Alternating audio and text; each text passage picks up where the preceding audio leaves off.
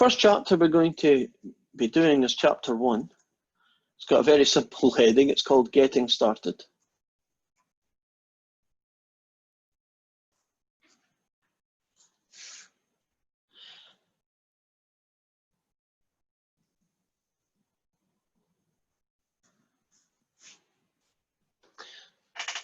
Okay, so I think the first thing we need to worry about or think about is, what is statistics? What does it do? Well, here's one definition of statistics. Statistics deals with data. And data is just another name for information. So statistics is a branch of mathematics that deals with information. We deal with things like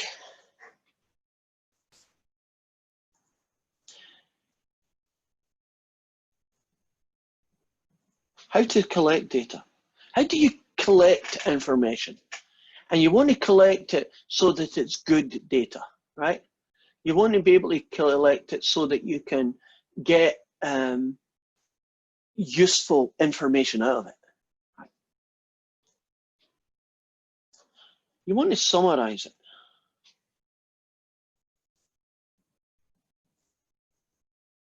And you typically do that through tables or through diagrams. So you collect a whole load of information, right? You've collected the data, and then you'd like to summarize the data visually with tables and diagrams. So give an example. Suppose I was interested in the ages of students at Olympic College, right? Well, I collect a whole load of data. I might collect 6,000 students' ages. Now, can you imagine what that would look like? Physically, on a big piece of paper, when I have like 20 pieces of paper with nothing but 17, 25, 49, 18, right? Well, okay, I've collected the data, but if somebody went and says to me, I'm interested in knowing the ages of Olympic College students, and I went out and I got this and I went to my boss and said, here you go, here are the ages of the 6,000 OC students. He's going to look at that piece of paper with all those numbers and say, well, that's no use to me. I can't get anything useful out of that result, right? So we summarize it. Now you can summarize it in lots of ways. You can do it as tables. Could you imagine that you might do a table where you have, you know, this kind of shape going on? And this would be, you know, how many 17-year-olds, how many 18-year-olds, how many 19-year-olds, right? Or you might group the data something like this, 0 to 10s, to 20s, to 30s, to 40s, to 50s, and so on. And you might get, you know, pictures like that. That's what diagrams would look like. You want tables? Well, couldn't you have age and what we tend to call frequency, which just means how many people there are? And you could say that there's 3 15-year-olds and there's 7 of these and there's 10 of these, and, you know, keep going. That would be a way of taking that data. Do you see that structuring it or organizing it in this way is better than just having lots and lots of pieces of paper piled on top of each other with random numbers in them, right? That would not be a good way to do that. Kelsey, I hope you're not, Jess, I hope you're not driving. Okay. I do not want to lose any students. If you I am driving, but... Well, what I suggest you do for my peace of mind and your is just turn off your video so that you can hear me, right? Yeah, I can hear you. I have my headphone and my phone laying on the dash. So yeah, so don't look at me. Whatever I'm writing, this is going to get recorded. And now that you've said that, I'm going to double check. Yes, it is recording. So you'll be able so I can watch it later. You can watch that part later. So you don't need to risk your life. You know, I lose more students that way than anybody. All right. So, I'll just listen then. right, we've got summarise the data, right? Different ways of doing that. And we'll, you know, as we go through it, we're going to find out all sorts of ways that that can be done. But you can also summarise the data using what are called statistics, which is actually where the word statistics gets its name from. You've probably heard some of these statistics. Have you heard the thing called the mean? That's the one that almost everybody's probably heard of. And we have a little funny notation, we call it X bar. And basically you just add all the numbers and you divide by how many there were. So can you imagine that I could get the 6,000 people who go to the Olympic College and I could say that the mean age was 31. Let's just say that was the answer. It's actually about 29, I believe. Right? So it's 31. Now, what that does is it takes all those numbers, right, those 6,000 ages, and it adds them all up, and it divides by 6,000, and the average came out as 31. And to be realistic, don't you end up with weird things like 31.3, because nothing's perfect, right? Slightly rounded off. Now, what that statistic tells me is that the average age of an OC student is 31.3. That doesn't mean that every single one of you is 31. I wouldn't mind that at all. It does mean, however, that in the middle, roughly, right, the typical student's about 31 years old. And that's an example of statistic. We're going to find in this class other statistics. Have you ever heard of one called the standard deviation? Right. You may have. Some of the times, if you've done chemistry labs and things, you may have been collecting information and you found the average, but you also found the standard deviation. Now that's a number, I'm just going to invent one, that's say 5. And that's basically a measure of how spread out the data is. So if the standard deviation was 2, that would mean that the average age of students 31, but they don't vary much, right? They're, you know, give or take 2, 4, or 6 years roughly. That's where everybody is. If the standard deviation was 20, it means, you know, they were everywhere, right? They were all spread out. So if you were looking at pictures of what that data might look like,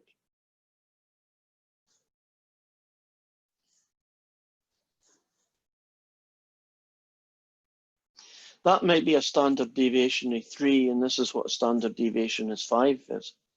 The middle is still the middle, right? But in this world here, you might have 5-year-olds and 95-year-olds. And in this world here, you only get 15s to like 50s, right? So you see the spread is a good statistic. So what that allows me to do is, if I use summarizing data using statistics, is it allows me to take a whole load of numbers, like 6,000 people, and condense them into just 2 values. One tells you the middle, the typical person in the middle, the average, and the other is a number that tells you how spread out everybody is. Are they all pretty close to the average, or are they all kind of spread out, lots of different numbers quite far away from the average? So any questions so far? Okay. Now, this first chapter is going to be dealing with a lot of terminology. So we're going to look at different kinds of data. By that I mean, what kind of things do you collect your information about? And that means that you have to know what kind of data you've got, because you can only do certain things with certain kinds of data. I'll give you an example. Suppose I was picking up data on your favorite color. So 12 of you like red, and 42 of you like green, and 87 like purple, and all the other colors, right? Now that is data, right? That is information. But I can only do certain things with that kind of information. Do you know, I couldn't, for instance, tell you what the average favorite color is. right? There's no way of combining that information, right? 22 of you like green and 14 like orange. You can't add them together and divide by how many. Do you see that data does not allow those kind of processes? Whereas if I asked you about your age, couldn't I find the mean and standard deviation of your age, right? I could find those kind of numbers. So we need to know what the data looks like. And that's going to involve us learning a little bit of nomenclature, which is fancy just for the names of things. And right now I'm going to hopefully go. Are you looking, hopefully, at chapter 1 introduction? Can you see that? Right. So I'm going to just go through this, talk through this a little bit, and we'll get to some of these jargon words pretty quickly, because that's pretty much what the first part of this is about. So kind of starting at the beginning, statistics is a branch of math that deals with information called data. And this data can take lots of different forms. It could be the color of something. It could be your weight, your height. It could be numbers. It could be anything. Very often, statistics starts off with a question. Either you're interested in the answer to this question, or somebody comes to you, your boss, and says, I want to know something. I have a question here. Like my boss might come to me and say, what's the average age of our students? Because I was at another college and their average age is 22. And that looked kind of young. And I don't think we're the same as that college. But I don't know what our average age is. I'd like to know. You see, that's the question. What's the average age, right? So we got a goal to try and predict that. So suppose we were interested in this goal. We wanted to know how many Americans are going to vote Republican in the next presidential election, or Democrat, or whatever the party is. That is going to, right now it's started, but I bet you in 2 months from now, you're going to get really fed up with polls, where that's what they do. And they'll say 42% are voting this, 53% are voting that. You know the kind of things that they tell you on TV about various candidates, the governor election, the general election, and so on. So suppose we were looking at that, and if we wanted to know how many Americans are going to vote in the presidential election, and how many of those are going to be Republican. Now, there are two ways you can do that. The first way is called a census. So that's a jargon word for us. And a census essentially is you ask everybody. So you go out there and you ask everybody in the population that you're allowed to ask. So the jargon word here is population. And population is not what you think all the time. Take that simple story. I want to know who's going to vote Republican. You might think, oh, it's dead easy. All you need to do is ask every American who's of voting age, which I think in America is 18, right? That's all I need to do. Well, you know, that wouldn't give you the correct answer, because they would ask me, and I'm not allowed to vote in America because I'm not a citizen. I'm a permanent resident. Do you know if they asked a prisoner in jail, he would be no good or she would be no good because prisoners are not allowed to vote? If you were mentally impaired,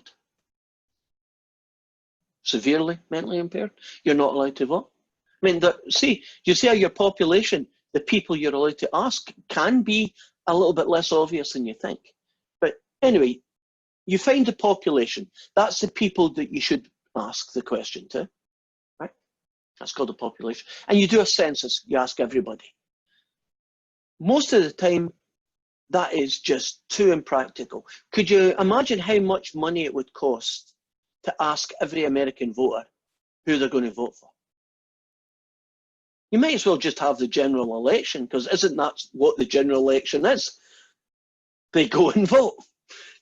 So that isn't really practical. So what you do instead is you do a sample. And a sample, just like in an experiment, is, right, you choose 1,000, let's say 1,000 people, and you ask them who they're going to vote for. Now that 1,000 people is called a sample. And what you want to do right at the beginning is you're going to make sure as best as you can that that sample is a fair representation of American people that can vote. Because see, if that sample is biased, that means there's something wrong with it. Won't your conclusions be biased as well? You might think more or less people are going to vote Republican. So I'll give you an example how I could screw that up. Do you know if I asked 1,000 women who they were going to vote and asked 1,000 men who were going to vote, would you expect those to be roughly the same, or do you think there's going to be differences?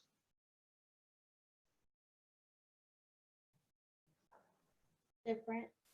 Yeah, there are going to be differences. And it's just a known fact that women and men are not typically vote along the same lines, right? Women tend to vote more Democrat, men tend to vote more Republican. More in relative terms to each other, right? That's one example. Do you think 1,000 young people are going to vote the same way as 1,000 older people? Same problem, right? So do you see that sample? Doesn't that sample have to have roughly equal men and women? Shouldn't it have roughly whatever percentage of the population are young and whatever percentage are old, and you could categorize that any way you like? So to be a good sample, doesn't it have to be a fair representation of the population? Old, young, male, female, rich, poor, you know, any other variable out there that you think is important. It should be a reflection of the American world, what Americans are like. And that is not an easy thing to do. That's why there are companies out there that get paid a lot of money to do just that, right? They know who to ask. They have a good way of looking at it. So you've got this population, eligible voters. Your sample is 1,000 random voters. So that's actually typically the way we do a good job of that. It's called a simple random sample. Nothing very simple about it, but it's called that, simple random sample. And you basically organize your sample in such a way that any person who's eligible has an equal chance of being picked as any other person. One way you could do that, for instance, would, if you got the voters roll of every American who can vote, and you go to your computer and you say to the computer, randomly pick 1,000 people. Just go and do it for me. That's an example of what a simple random sample is. When you get a computer to do that, you very often find that just by the way luck works, or randomness works is probably a better word, you will get the right number of males and females, the young and the old, and everything else, the rich and the poor. They all kind of average out very well. Now, one of the things you've done is that you've got your sample, and now you're going to try and answer that question. Very often you'll do it by giving a statistic.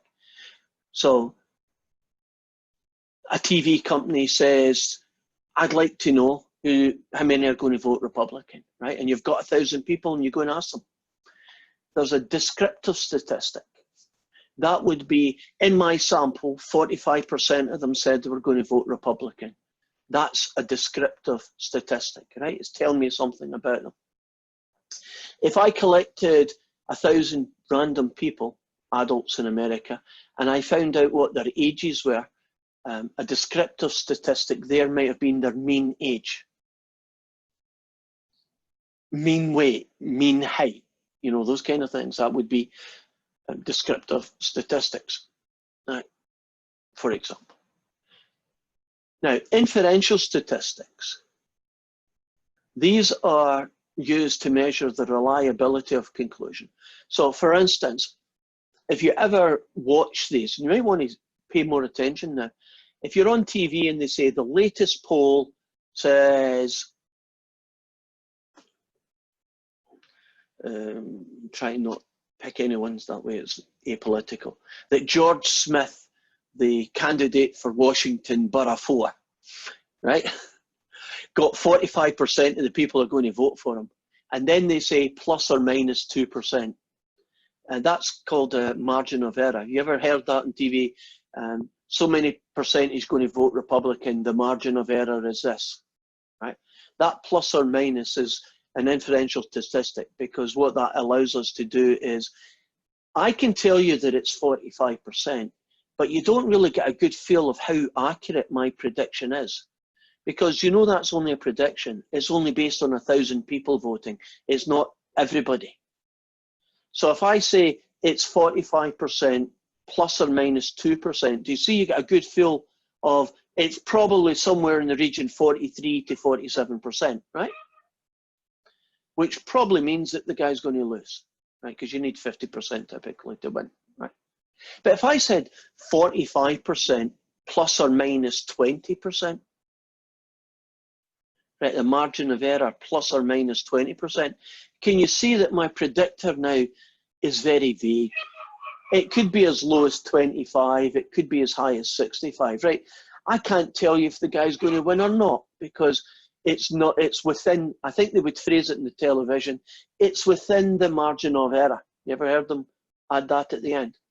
So they talk about this senatorial race in Kansas, and they've done some polls, and they don't know who, it's too close to call because it's within the margin of error. What they're saying there is that when you take the number they've got and you add and subtract the margin of error, he might be 43, but he might be 51, right? He might lose, he might win, you can't really tell. What is a parameter? Well, a parameter is the name we give to some number that describes a characteristic of a population. So if we were doing the Olympic College story, the parameter there would be the average age of all OC students. If I was doing Washington State and I wanted to know what the average wealth was, the parameter there would be, oh, who knows, $20,000. The average wealth of a Washingtonian adult is $20,000. To calculate something like the average wealth, what you would have to imagine that you could do is that person, or persons if it was husband and wife perhaps, would have to sell, if theoretically, if I sold everything I owned and I paid off all the debt that I had, what number would be left? And that would be your average wealth. And that would be called a parameter. So the number that you're trying to get from a population is called a parameter.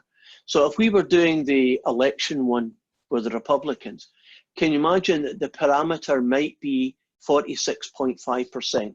That's actually the number who would vote Republican. Right? We didn't know that, but we were trying to get that. Our sample said 45, the real answer is 46.5. Right? Our sample is called a statistic. The real answer is called a parameter. Right? Normally what you hope is that your sample is really close to being the same value as your parameter. Now here we're going to get into, what's the phrase I'm looking for? The vocabulary of data. Data can be broken down into two main kinds, right? Two main kinds of information. There's can you say the word today? Categorical data, or nominal data, that's its name. The textbook uses nominal. Categorical is probably more common. And the other is called quantitative data. Now, nominal data, categorical data, that's data that consists of things that have labels or are non-numeric. So if you ask people what's their favorite color, that would be an example, right, of that type of data, right? If you're looking at favorite colors, who you're going to vote for, I'm going to vote Republican, Democrat, Independent, right? That the answer that the person gave you back, right, is categorical, right? It's not a number, it's a thing. Categorical can also be used when the answer might seem like a number, but the number is really a code. So to give you an example, if you ask someone a question about, are you in favor of abortion? and we give you a scale from 1 to 5, where 1 is I'm totally in favor of it and 5 is I'm totally against it. You see, you might reply with a number like 3, right? I'm kind of in the middle, right? Or 1, I'm definitely, right? Or 5, I'm definitely the other side. That is still considered categorical data.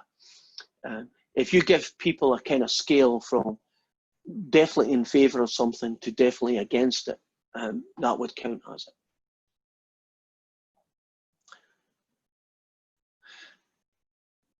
Now, if you look at quantitative data,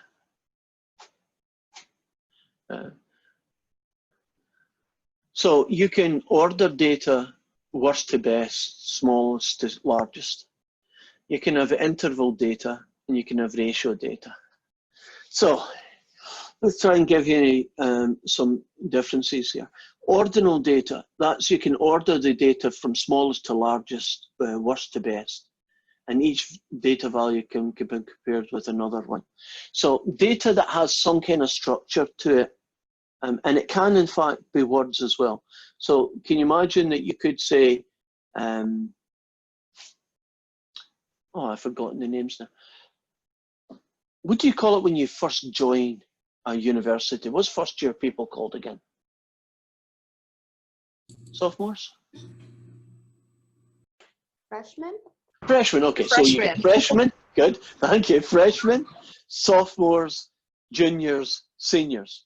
Can you see in that case that you can order them in the sense that from the youngest to the oldest, from first year to fourth year? That would be an example of ordinal data. Now, interval data is normal numbers, right? 42, 67. But it does depend on context, because there are two versions of those kind of numbers. One is called interval and the other is called ratio.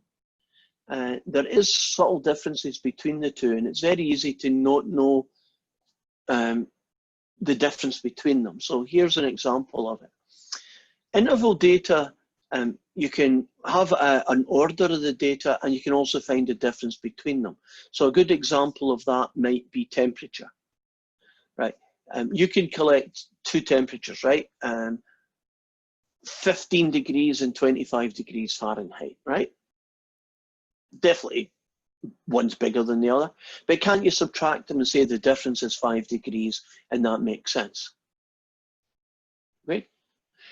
In ordinal data, you can't really say I'm taking a junior and subtracting a senior from it and that number makes sense, because it really doesn't.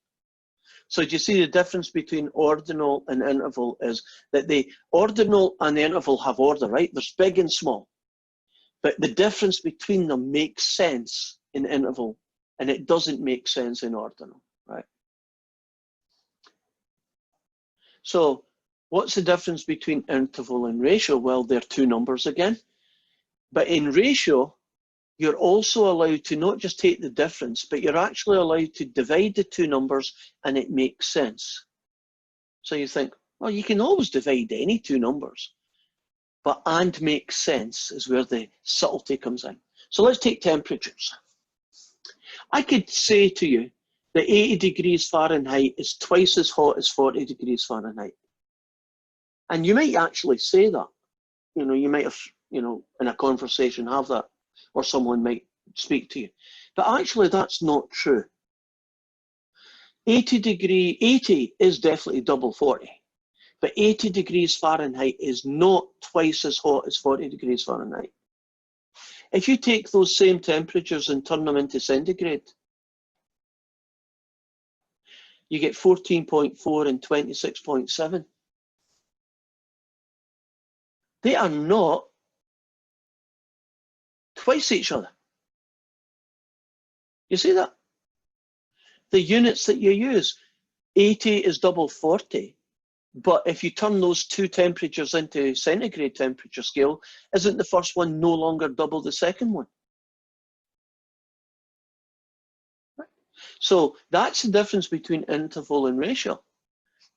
Suppose I took two people's heights, right? A child's 3 feet and his dad is 6 feet. Can I say that your dad is twice as tall as his son? Yes. If I turned those into inches, wouldn't they still be twice as big as each other? See, if I turned them into centimeters or meters, wouldn't they still be twice each other? You see, in that context, the units do not matter. So when you're looking at ratio, the units that you're measuring it don't really change your way of looking at the comparisons, right? If something's twice the other, it's always going to be twice the other, right? So does that kind of make sense?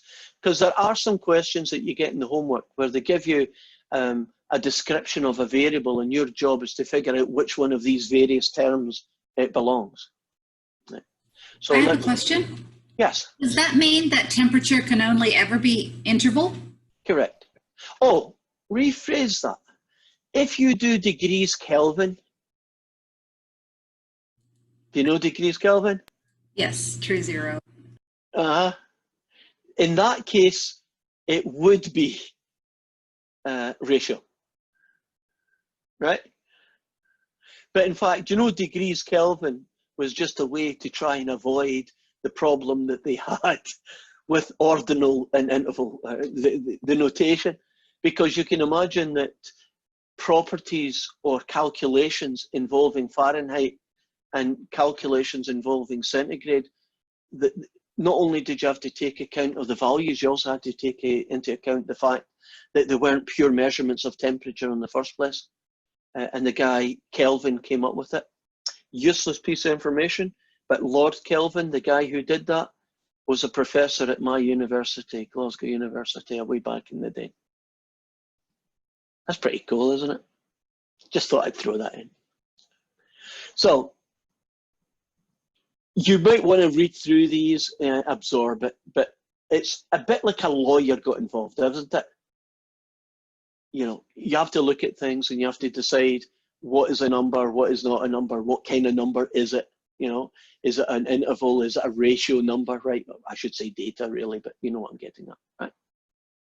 So I'm going to pause on this fella for a few seconds. And I'm going to see if we can, you probably can't see the screens, but once I get it set up, you should be able to. I want to show you what your homework looks like, hopefully. Right. So here we go. I'm going to go out and in. Oh, I have, let me pause. I've got some chats here. Okay, that's cool. Where am I? Where am I? I think it's here. Right, are you looking hopefully at the assignment preview? See that? Okay, so this is the way in which your homework's going to look like. So if you haven't been into WebAssign, you really should, because this Sunday, your first homework assignments have to be done by midnight. Get them done sooner than the weekend's yours. And basically, let me take the key off in the solution, because that's probably a distraction to you, right? Here are the question, and it's pick an answer, right? So question 2, are data at the nominal level quantitative or qualitative? And you pick an answer. And then it says, what's the difference between a parameter and a statistic? So for those kind of questions, you just go and you read my notes, and hopefully you go and you pick the one choice out of the 4. Now, look at question 4. For a set population, does a parameter ever change? And the answer is no. What am I getting at? The parameter is some number that is used to describe a population. So if we have a population of people and their average age is 42, it's 42, right? It's not changed. That's the final result. On the other hand, if you took a sample of 100 people and you found out what their average age, can you imagine that if you did that more than once, if you took a sample, you might get the average age is 22, and then you took another sample, it's 23, right? Samples, by their very nature, because they're not everybody, those do change. But the parameter in the population doesn't change. So that would be the difference between here Does it ever change? And the answer is no, it never does. And down here, you pick the one. Data from samples never vary from sample to sample. That's not the one. Data may vary from sample, and so correct that. So you don't know if I can do that. Yeah, I can, right? And you're good to go. Let's look at question 5. It says, what is the average miles per gallon of all new hybrid small cars? And using consumer report and a random sample of such vehicles, they gave the average was 35.7.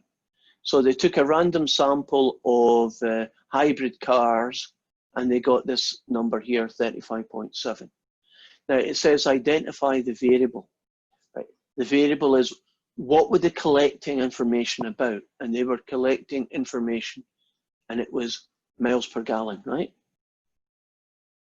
And then they said, is this quantitative or qualitative? Quantitative means it's a number. Qualitative would be things like red, green, blue, yellow, right? And this is definitely numbers. Now, what is the implied population? The way they phrased that is that based on what they've told you, who is the population? Who is everybody that they're interested in? Well, what is the average miles per gallon for all new hybrid small cars? So that tells me all new small hybrid cars.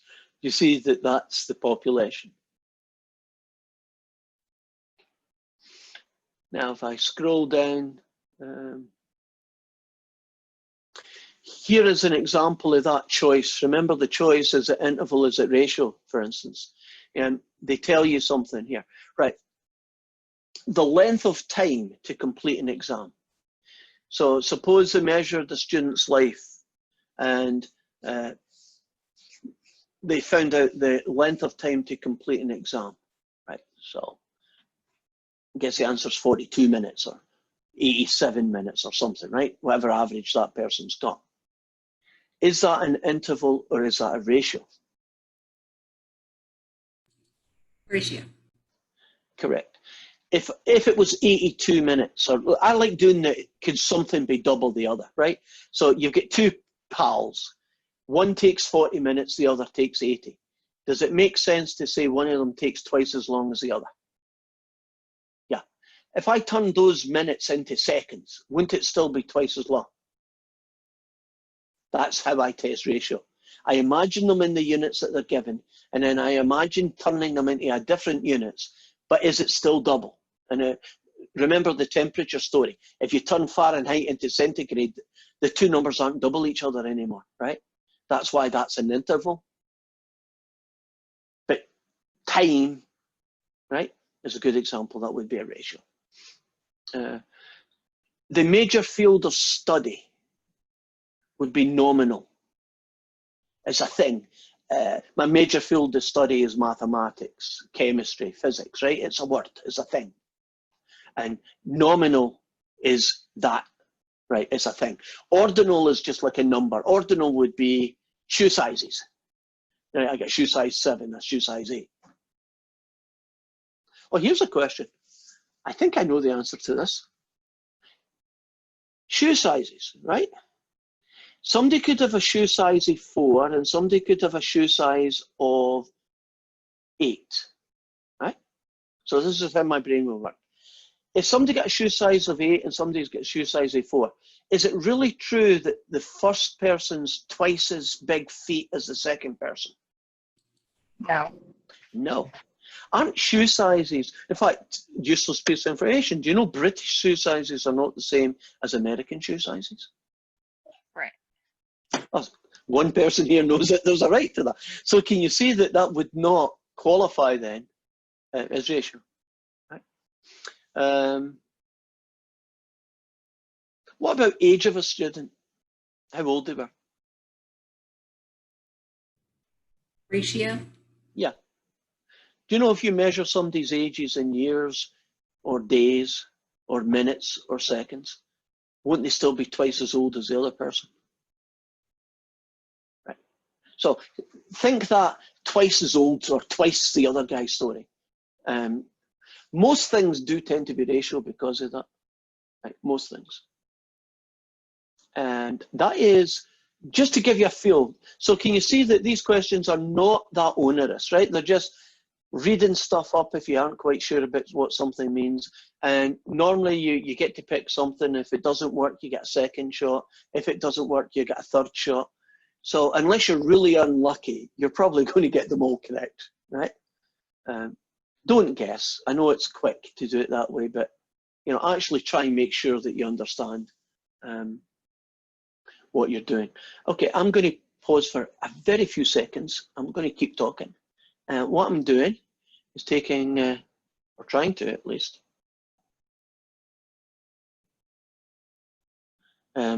take the class register to make sure that you're all given your 2 point, what is it? 1%, 2%, 1%. And Genevieve, you're the last one. Gotcha. Right, I'm just doing a screen grab. And done. So that's it. That was easy. I'll do a screen grab at the end, and if you're not here, you weren't in class. So let's continue with any questions about that so far? We comfortable about the first section, which is parameters, statistics, population, what kind of data do we have, and what kind of data do we not have? Is it ratio, is it interval, is it nominal, and so on. There's probably like 10 questions on that. So the next Scylla I'm going to look at is here, kick in, get going.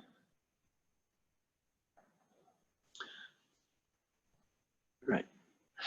This, I don't think you can see it, but if you can you see chapter 1.2 sampling here? Wow, that was lucky. Okay, so let's talk about this.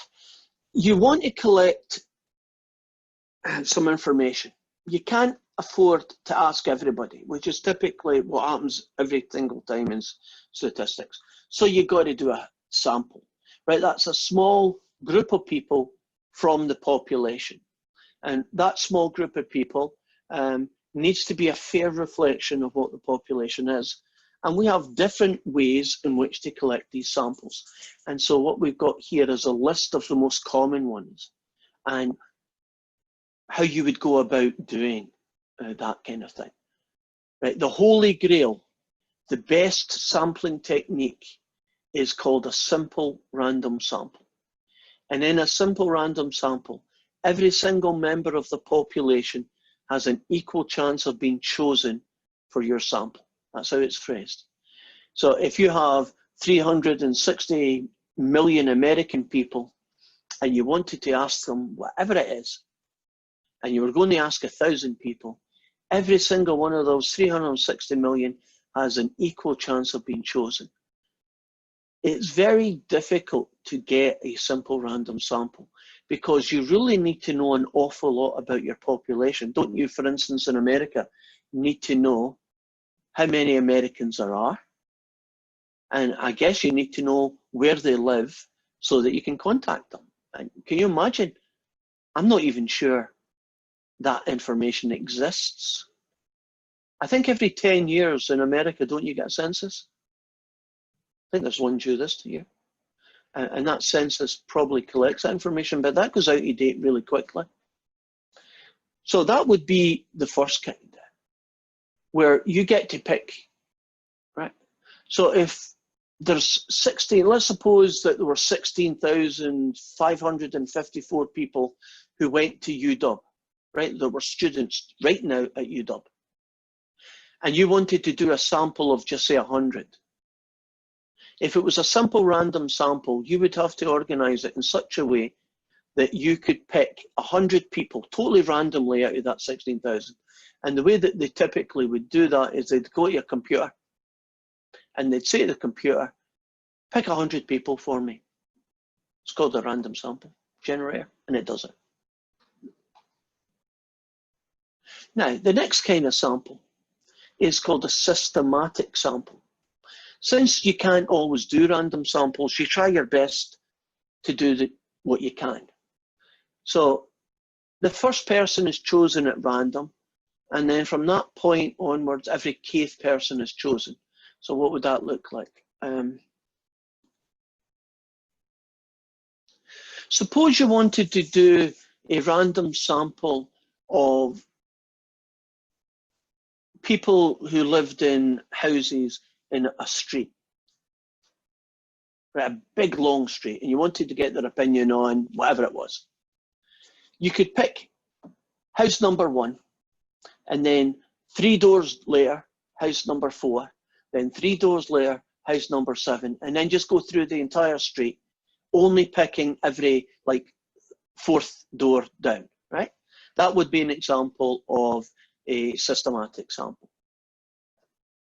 Another example is a systematic sample. You get a little board, clipboard, and you sit at the traffic lights, and every 4th car that goes by, you write down what kind of car it is. Right. You're not taking every car, but every 4th car.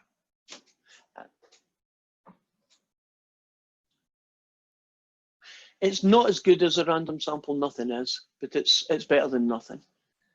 Next is called a stratified sample. Now here we break down the population into particular categories or subgroups, sometimes called strata, hence the name stratified. And we choose people at random from these groups in the same proportions as they exist in the general population. In fact, that is the technique that is very often used when you get polls, political polls about Democrats and Republicans, right? They don't typically know everybody in America, but they know certain things. And so let's suppose in our example, we break down our population into young, middle-aged, and older, and then males and females. So that would get you 6 categories, right? Young males, young females, right? 6 different strata, right?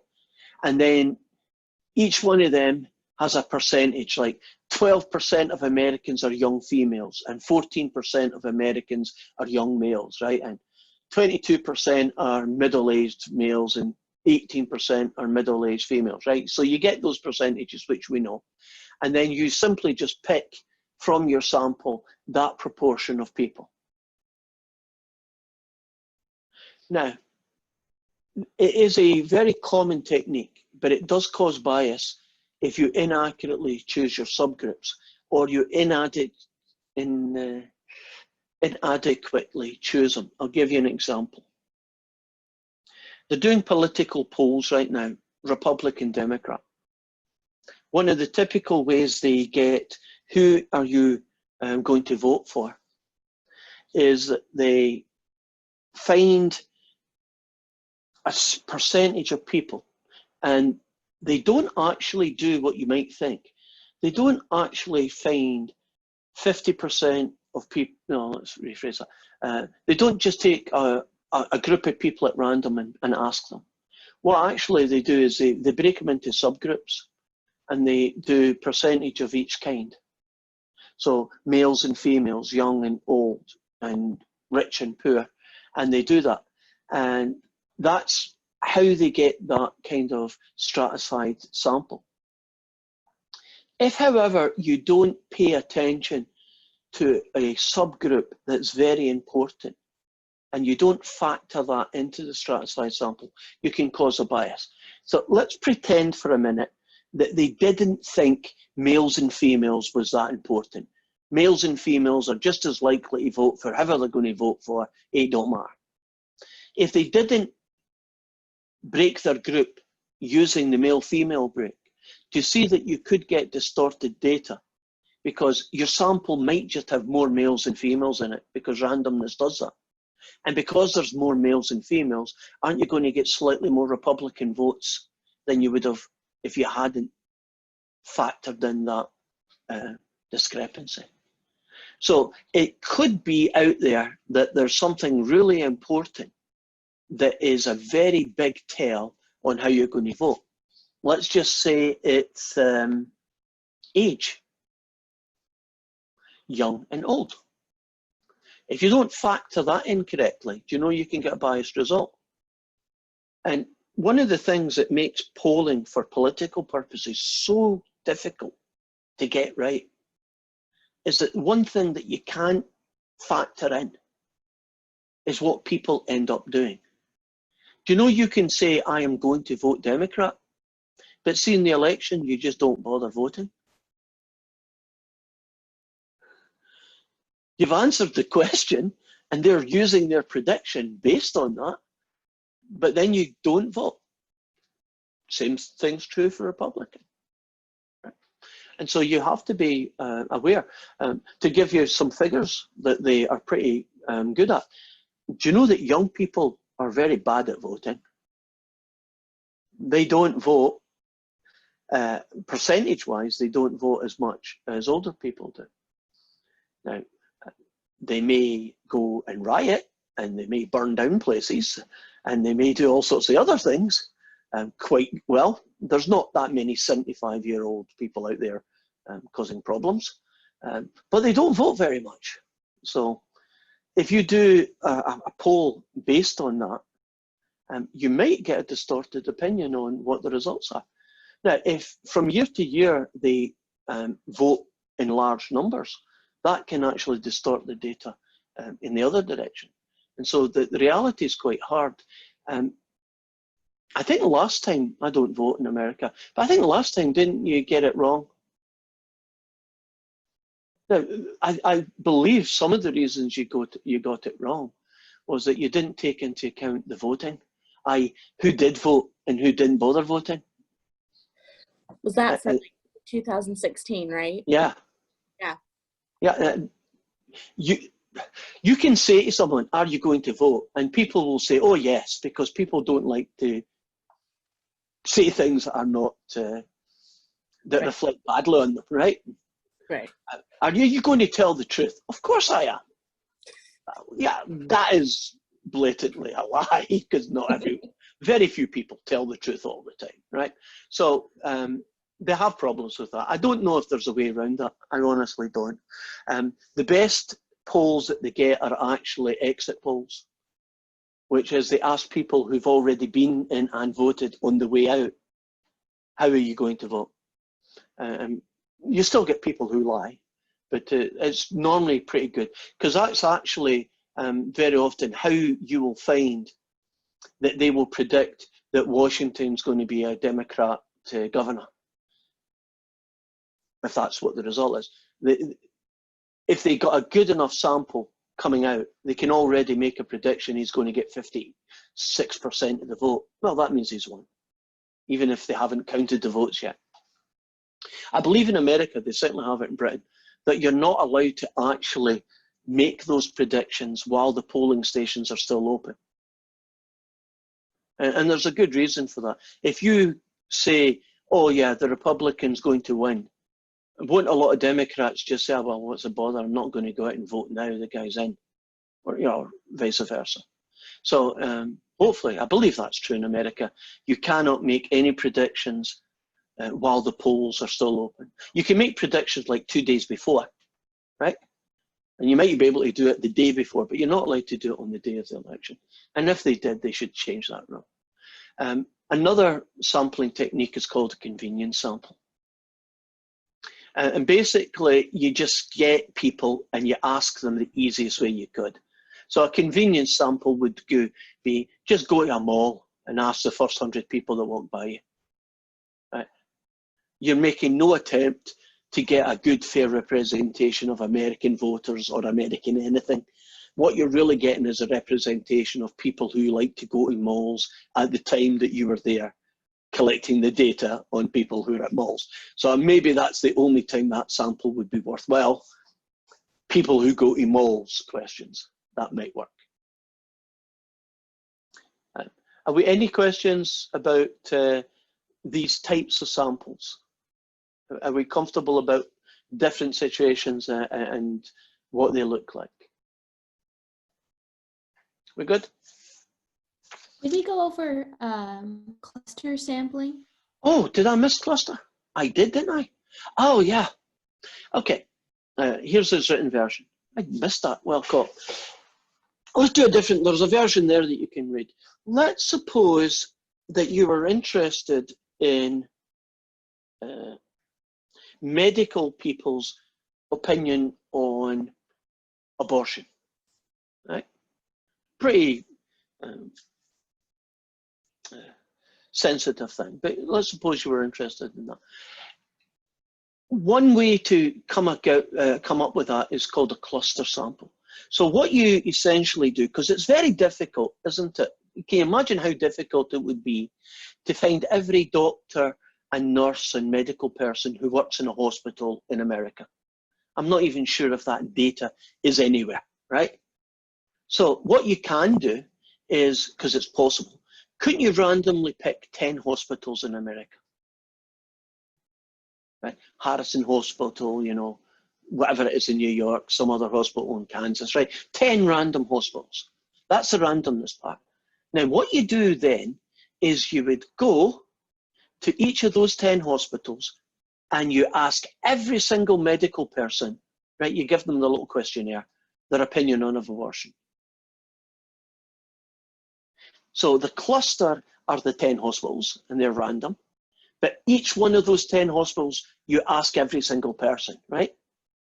So you don't take a sample of the people in the hospital, you ask everybody in the hospital. If you did a school, right? Suppose you were interested in drug usage of high school students. It'd be very cost prohibitive to ask all of them, right? It'd be quite hard actually to even ask a random sample, right? Because who knows, there's 20 million high school students, right? But what you could reasonably conveniently do, couldn't you pick 100 high schools in America? And then those 100 high schools in America, you would go and ask every single student, a high school student, a questionnaire on drugs, you know, drug usage. And that's how you would get your data. Now, before we move on from that, let me talk a little bit about, you can do everything correct and get a good sample, whether it's a cluster sample or whatever. I don't think you're ever going to get a good convenience sample, so don't pay attention to those. But all the others, you can get a good sample and still get bad data. And that's because you can screw up your information that you receive in lots of ways. We tend to use the word bias when we talk about this. I'll give you some examples of bias. You get bias because people will lie. The more sensitive that information is, the more likely they are to lie. So if I was doing that high school thing, can you imagine how many lies I may get from my data? Oh, I've never touched drugs in my life. Why are you asking me? I'm a bit suspicious, right? Not a good idea. If you collected a sample of 1,000 males, married males, and said, have you ever been unfaithful to your wife? There's going to be an awful lot of lies, right? Now, you can counteract that. At least you can attempt to. If you're aware that it's going to be a big deal. If I said to you, what's your favorite TV program? I'm probably not going to get many people lying, so I don't need to worry about it, right? But if it's sensitive, I have to be careful. So if we're doing the high school story, and it's a high school taking drugs, what you do to try and minimize the lying, right, so that you get the truth from them, is that on the questionnaire, they do it anonymously. So there's no name on it. You can even get them to be isolated from their classmates, which is good, because their classmates always look over their shoulder and see what you're writing down, right? So you do it in an isolated, you know, you go to this room, there's a form there, you put in the data, you fold it up, you stick it in a box, and you tell them at the start what you're collecting. This data is totally anonymous. We do not know who you are. We will never know who you are. We're collecting it for medical reasons. We want to know what kind of drugs high school students are taking because we know you're taking them. We just want to know what the prevalence of certain drugs are. Are there new drugs out there that we haven't thought about that you're now taking that we should be aware of? And that allows us to market our anti-drug campaigns in a better way, right? And you go for that. Now, if you're trying to find, have you been unfaithful to your wife, I guess you could figure it out. Making something anonymous is really good. That tends to up the honesty level. Doesn't guarantee it. But if you also try and explain to them in a serious way that this is, I'm not just being nosy, right? I'm using this data for good purposes. You can get people to work with you and do it. But you're always going to get people who lie, and you have to live with that. And as long as it's small and negligible, it won't matter. Second way you can screw up, and it's not your fault directly, but it can be, is the way you phrase the question. You might think, how hard is that? Well, you know, it's quite easy to screw that up. If I was doing an abortion question, and I went and said to you, are you in favour of a mother killing her unborn child? You can tell that is a very biased question, isn't it, being phrased in such a way to make you against abortion? On the other hand, if I said to you, are you in favour of a woman's right to choose? Can you see I'm being biased in the other direction? Now, for some of you, you might only think one of those phrases is the biased one and the other is totally fine. But you've actually, I could tell then where your position lies based on that. But really, shouldn't you just say, are you in favour of abortion? And keep it clean and keep it small. If there's a preamble to the question, if there's a little story and then they do the question at the end. So they say things like, do you know that 2 million Americans do not have a home to stay in? Are you in favour of the government increasing grants for homeless people? Do you see, I'm trying to influence your answer, aren't I? Now, I'm not saying that's not a bad thing. Homeless people is a terrible thing. But I want the truth, right? I don't want what I want you to say as my answer. And people will do that. And sometimes people will answer questions because of social norms. They don't want to answer a question that makes them look bad. Right? So, are you going to vote? Of course I am. Well, only 60% of Americans ever do vote. So 40% of them are telling lies, right? So, you know, that is an issue that you have to be aware of. So you can screw up by asking a question in a biased way. You can be screwed up because people lie. You can get screwed up by a thing called, well, various names, but underreporting is one of the names for it. If your sample misses a section of people, in other words, there's a group of people you never get to ask because of the way you did your sample, right? Then you're going to have an imbalance in your answers. So suppose, for instance, you're interested in who's going to vote in the next election story, but you do it by phoning people, right? So your sample is 1,000 randomly selected people. Who are you missing in that sample? Who is being underrepresented, I guess is a fancy way of saying it. Anyone without a phone? Right. Now, people without a phone, there are different reasons why you don't have phones. I know professors who don't have televisions. It's not because they're poor. They just don't like televisions, right? I don't know of any professor who doesn't have a cell phone, but I can imagine there's some rich people out there who don't like phones, right? Phones, people bug me, they phone me, I don't care, I don't want to know about it, right? Email me, I'll look at my computer, right? But I would make an assumption that most people don't have a phone because they're poor. Now, poor people tend to vote differently than rich people, or richer people. Do you see how that's going to influence your result about how many people are going to vote Democrat or Republican? You never got to ask them, so you never got to use their answers. So underrepresentation, you can screw up that way. Screw up by asking the question in a biased way. Screw up because people will lie. You see that you can still have problems even after the sample Cool stuff. Have you noticed that we've never done one calculation today and you've never seen an X? This is not your typical math class yet. Although even later it won't be that typical anyway, it'll just be different, right? I guess it's much more like what, a social science class right now, isn't it? And you know that social science use statistics a lot when they talk about when they have evidence to say that this is true or that is true. Do you know they don't just say, well, in my opinion, this is what must be, this is the reason why this is happening. Well, if they did, they're not very good social scientists, right? They should say, we have conducted surveys and we found out this is the percentage of people who think this way. And it's changed. You know, 100 years ago, if you ask people, should women be given the vote? Or let's phrase it a different way. Should women be allowed to vote? Because you've got the vote, right? And you ask them today, wouldn't there be a huge difference in those two answers?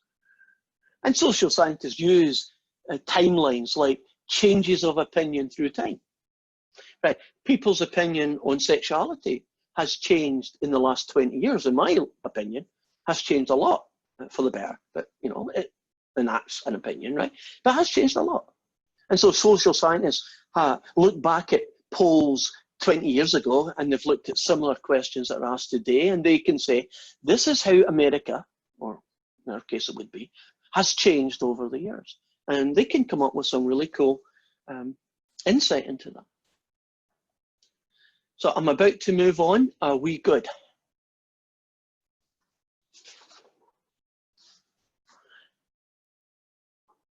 Okay. Oh, I think I should do something here. Just hang in for a few seconds. I'm going to go to the homework thing again, if I can find it. Hopefully I can. Where the heck is it? Here? Oh, it's here. Okay.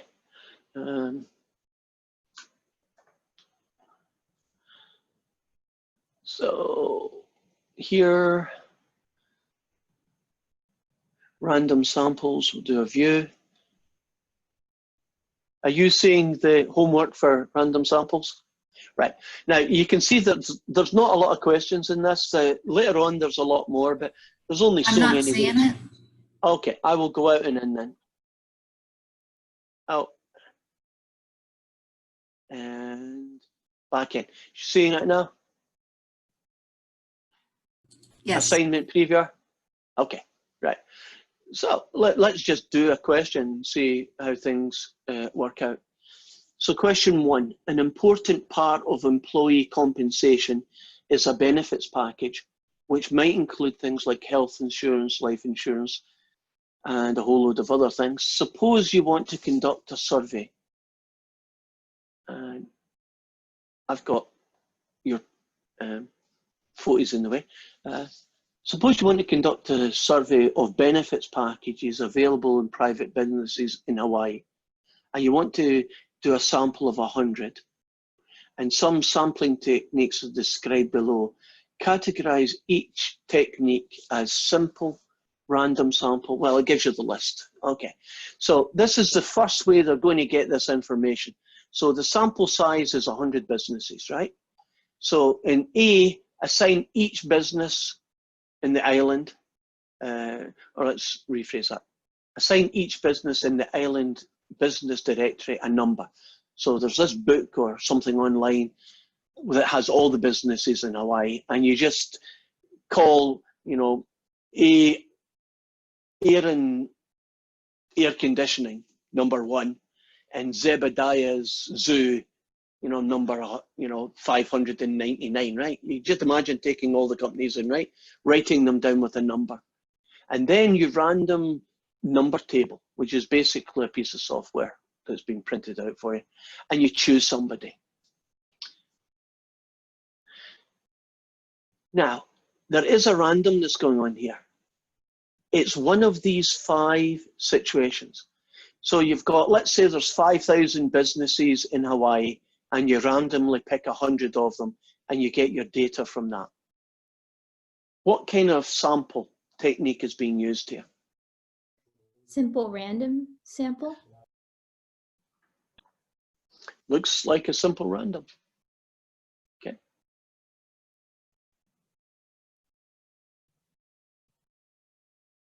Come on. Oh, do I have to go out and in?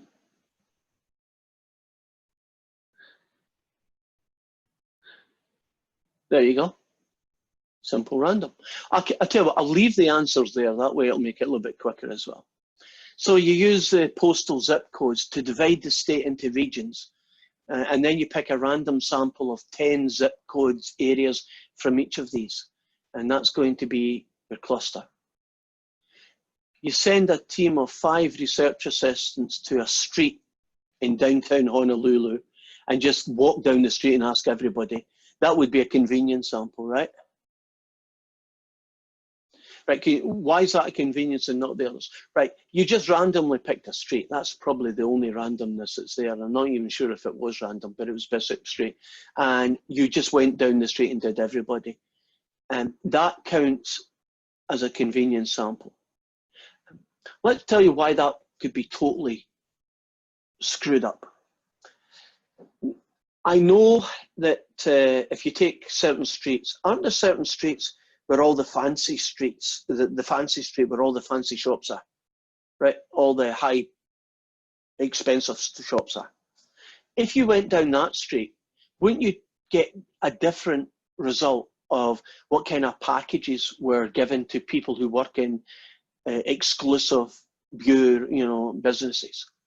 Can you imagine you went down another street in a less popular part of town, right? Where the kind of shops that are there are, five and dimes and garage mechanic shops and a different kind of business. Can you imagine the results of what kind of packages, if anything, you would get in those places? Or, you go to a business district where there are lots of banks, won't you get a different answer than if you went to another place where there was just simple, mum and pop shops? So I would be really worried about a convenience sample. It's why you should never really do them. Now, in this one, they start places random and then they use every 50th one. Can you see the systematic thing going on there? So you've got, Air and Aardvark shop 1, and then you go to whoever's called 51, then you go to whatever business is called 101, and all the way to the end. And I'm just going to skip out these things, but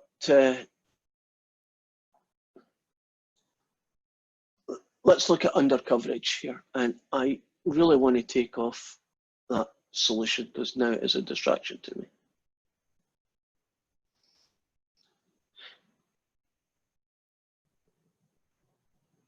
In some questions, like in these questions here, only one answer can be picked because there's only one correct answer. Let's look at question, is it 2? I went under population, no. Yeah. Okay, in each of the following situations, the sampling frame. Now the sampling frame is the people that you are going to pick your sample from. That's the jargon name for it. So you've got a population and you're going to pick a sample. But that sample can only be chosen from certain people. If you've got a really good sampling frame, it should be the same as the population. But it isn't always, right? Sometimes you miss people. And when you miss people, they're being omitted, right? They're being underrepresented. So the population consists of 250 students in a large statistics class. So you plan to obtain a simple random sample of 30 of them, but using these sample frames. So it's a simple random sample, but students are not taking statistics cannot be sampled. High school students cannot be sampled. Dropouts cannot be sampled. Students who are sick can't be sampled. Students who skip CAS, can you see in those cases, certain people will not end up get chosen. So if I put in the key, the solution.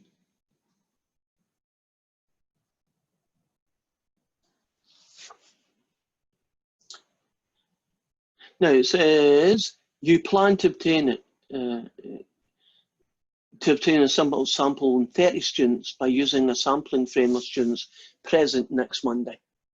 So you're not going to get those who are on a trip, you're not going to get those who can't be sampled because they skipped class, and you're not going to get those who were sick. Why isn't dropouts cannot be sampled?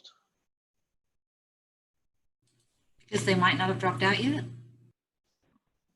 Do we really care about the people who've dropped out? Are they really part of the population we're interested in? You're only interested in the students of your class. Yeah. So if you've already dropped out my class, I guess you're not in my class anymore. So it's a bit cruel, but I'm not interested in you for this question, right? I'm not interested in people who don't take my class. Well, that kind of makes sense. If I'm only interested in statistics students who are in my class, George Smith, who lives next door, who's not in my class, I don't really care about him because he doesn't matter for my question. I'm not quite sure about the homeschooled one, but if you're homeschooled, you're not in my class. So I guess that's just another way of saying you're not in my class. So you can imagine going through these stories. That's the kind of question. And notice that there's a lot of situations where more than one answer applies. So read the question carefully, because sometimes, like when it's what kind of sample is this, the answer is just one answer, is a cluster sample. But in other questions, it's here's a list of 8 things. There might be 5 of them that are relevant, right, and 3 that don't matter.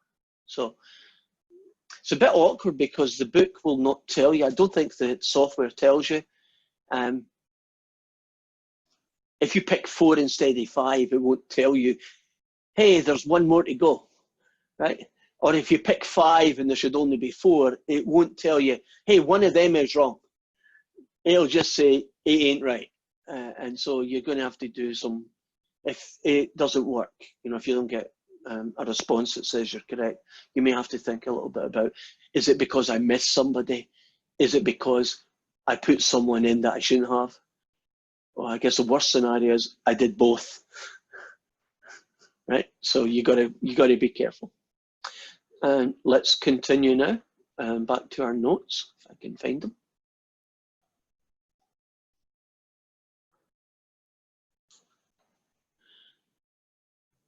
Right, are we looking at the notes again, or shall I have to come back in and out? We are, but missing half the page. Ah, that's okay. We're looking at it now. Yes. Right. So what we're going to do here is look at the big picture. Still working on how do you conduct a good statistical study. That's how do you collect the data, how do you look at your sample, how do you phrase it, the whole package. And we're going to be looking at that. And let's see what we have here. So when you do the whole thing, a statistical study is the whole thing, really. It's because you're interested in the answer to some question. And the questions could be, who's going to win the next election? Which TV program is the most popular? And which courses at OC are the most interesting to students, right? Whatever that question is, you've got, you know, you're interested in getting an answer, right? So the first thing is you identify who the population is. And it depends on the question. So if I'm interested in who's going to win the next election, shouldn't the population be all eligible voters in America? Now, what percentage of teenagers smoke cigarettes? I guess the population there would be all teenagers. What is the average family income? I guess the population there would be all families in America. Which TV program is the most popular? I guess that's all TV programs. Now, when it says which courses at OC are the most interesting to students, the population there is OC students. I don't really care what Olympia or Kansas Community College do. They're not my interest. I'm only interested in OC students.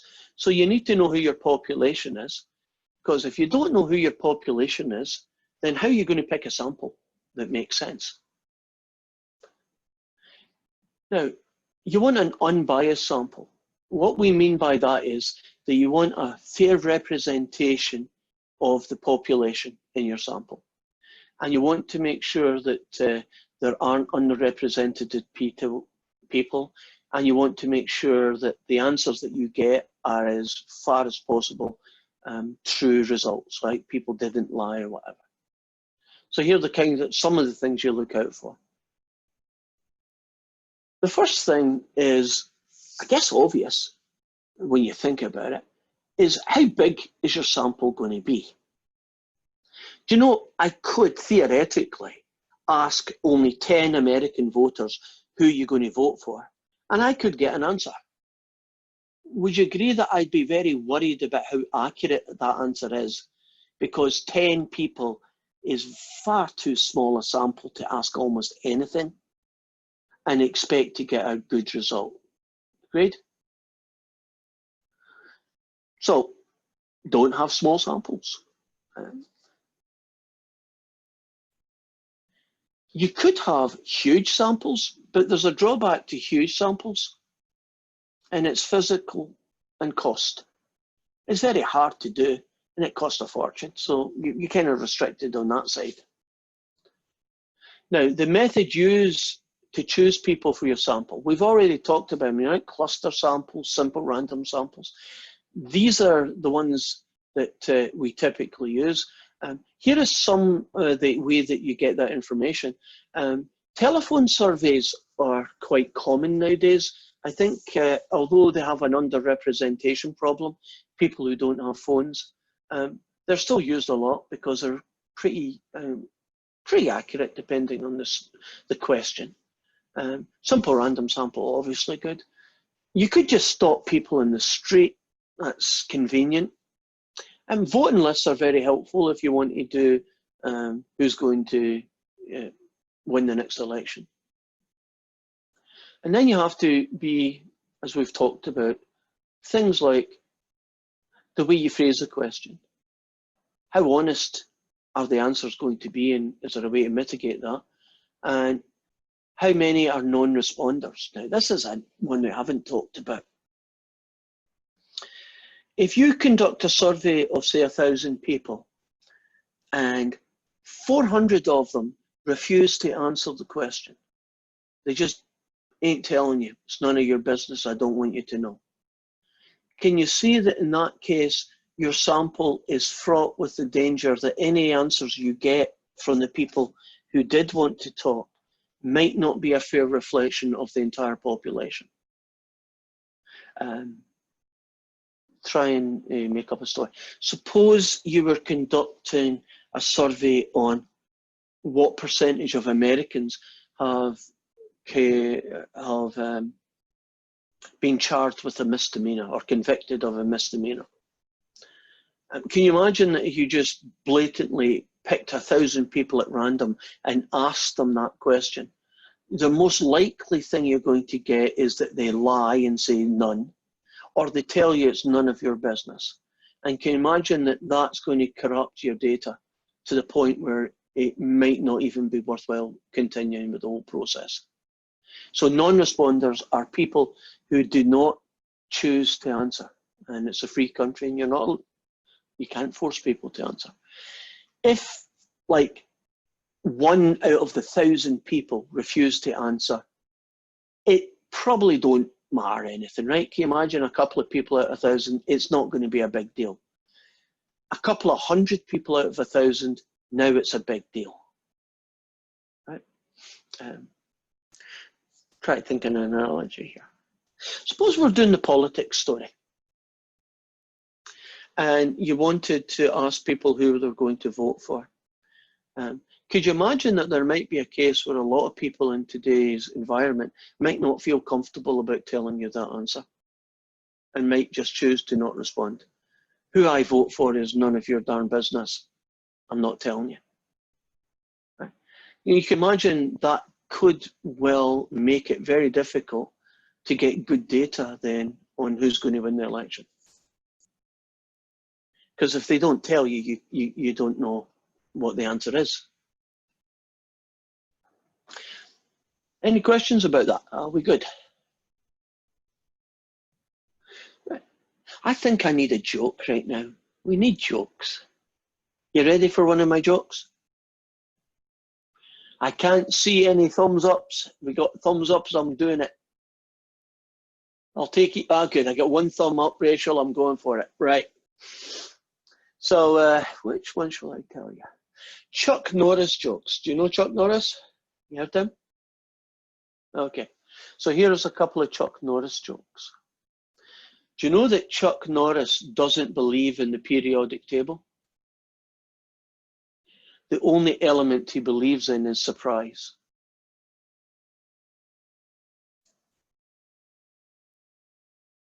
The element of surprise. I'm dying here, guys. I'm dying. Okay. Second Chuck Norris joke then. Okay, one person likes it. Second Chuck Norris joke. Do you know that Chuck Norris doesn't read books? He just stares at them until they tell him what he wants to know. Okay, a couple of you. I'm getting bigger response on the second one. Okay. Do you know that this one? I think this is funny, but not everyone does. Do you know Chuck Norris doesn't do push-ups? He pushes the earth down instead. Okay, the last one in the Chuck Norris joke. Chuck Norris was once bit by a deadly rattlesnake, and after 3 excruciating days, the snake died.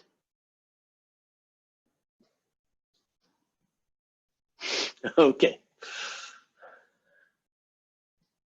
Are we good? Has anybody got a suitable joke that they'd like to share? It doesn't need to be Chuck Norris, but it does need to be suitable and hopefully really corny.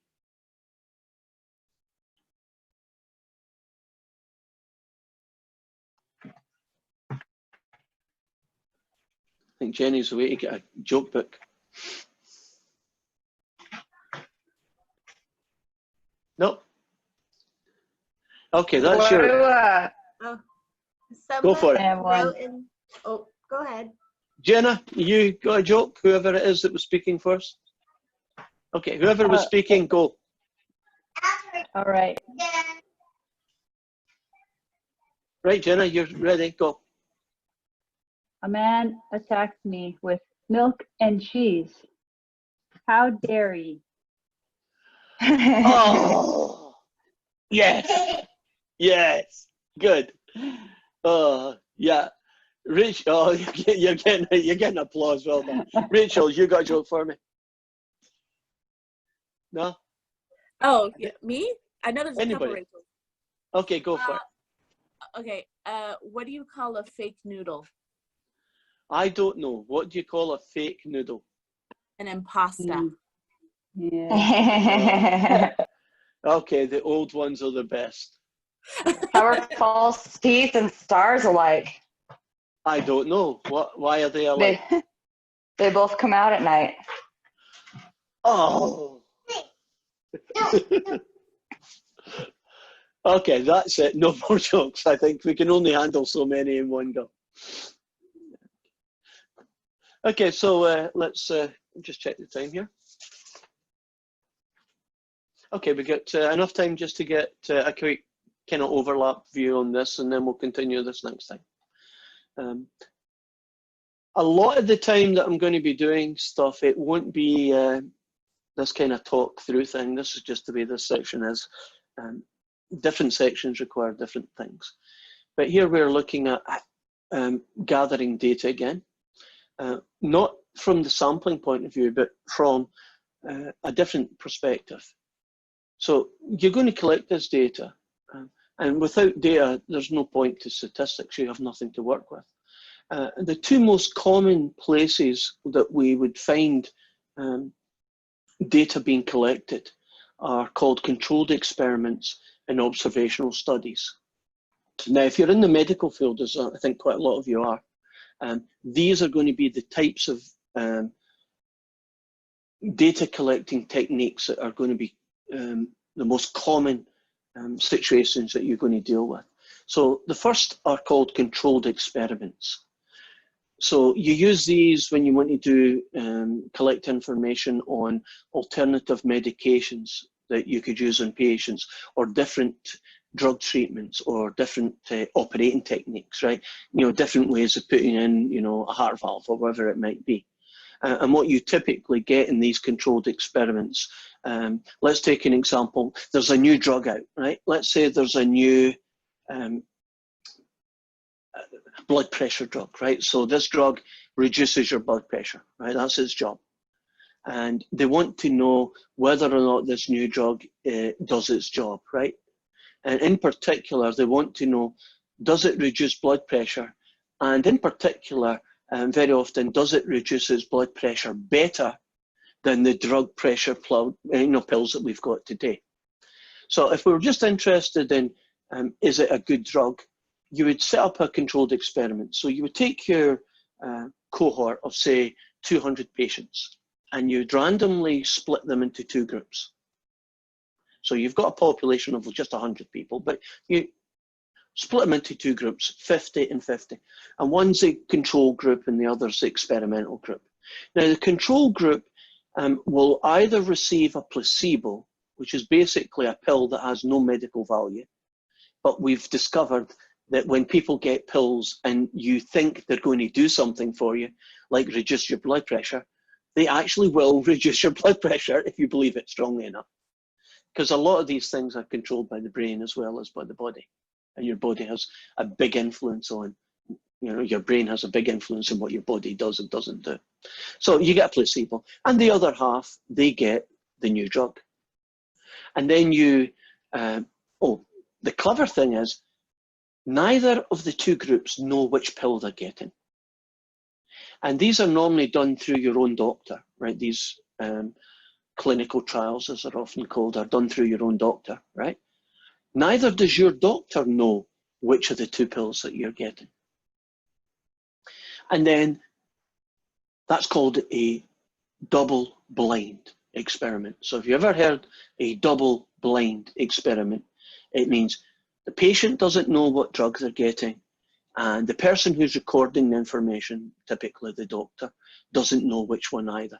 And that is very, that's the ultimate way of doing that. That's the best way to do it. And then what they do is they collect the data from the two groups and they look at the blood pressure reduction, and we'd expect at least that the new drug would have a bigger effect, right? More blood pressure dropping numbers than the other group. Now, there are a certain slightly different version of that one. Very often people have an illness and you can't just give them a placebo, right, a sugar pill. What you give them instead is that you give them the old drug, right, the typical drug that they would be getting anyway, right, the blood pressure medication. And you're comparing the two groups. That's the only difference, right? And the doctor doesn't know which pill they're getting, you don't know what pill you're getting, right? And they compare the results. And if this new drug is more effective, that should come out in the information, right? You should discover, oh, there's more people. All right, get this right. There is more people getting a better benefit in the new drugs than the old. And typically the FDA, and that's how they want all new drug trials to go, right? Double blind if possible. Now, there are certain things you can't do double blind in.